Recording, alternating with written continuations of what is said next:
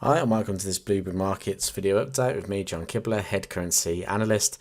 In this video, we're going to go through the Forex Market Wrap. We're going to highlight some of the news that occurred this week, as well as some of the charts that we discussed. So let's go into the news then. There was a lot of really important data this week, especially out of the US with regards to CPI data.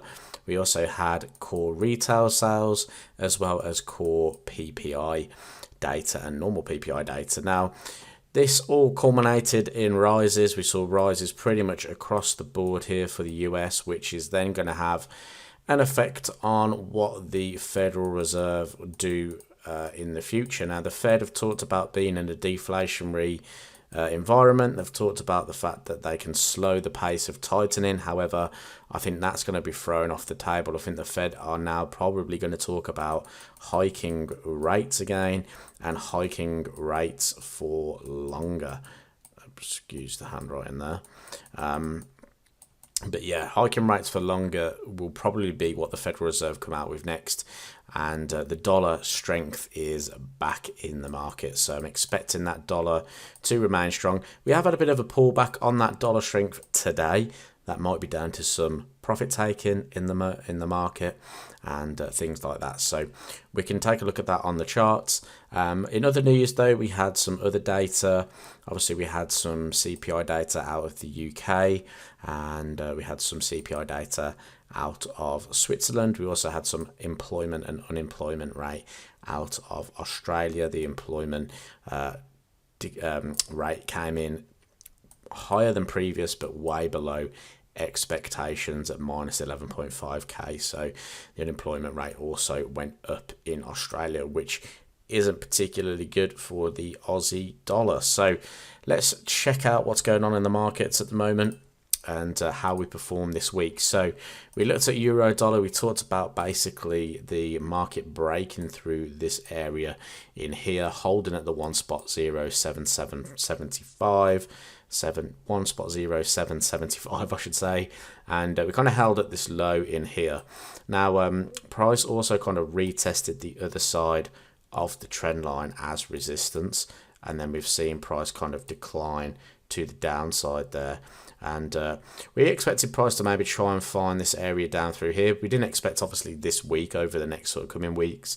However, price kind of rebounded off this sort of start of this demand zone through here, and we've kind of climbed back above. So we may actually get another move back to the highs before either seeing a continuation to the downside or price moving higher. I think the dollar strength's back, so I think that if we did get a push up to the upside, I think sellers would be really interested in driving price back lower.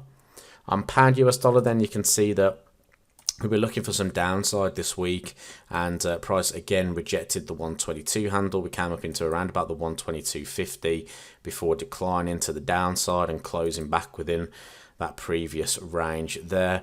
We've then seen a decline throughout the entire week, pretty much down to the 200 moving average. We were looking for 1900 to be tested, and unfortunately we came in just slightly shy of that 1900, and price again looks to be finding buyers off this 200 moving average. So could be a short-term boost to the upside for maybe a continuation lower down to back to that sort of 119 handle. Dollar yen, we've actually called to absolute perfection, if I do say so myself, this week. We talked about this bearish channel being broken out through here. We talked about price finding support at the 131 handle, and that we were more likely going to see 134.50 this week, and this one played out pretty perfectly. So if you were long down at the 131, you had a really nice run up into that 134.50. Now price is kind of finding a little bit of rejection here back at those highs. Probably expect a little bit of downside before we break back through and above 134.50 to the upside. Finally then, on gold, because of that dollar pressure in the market, that dollar strength, we expected gold to continue lower.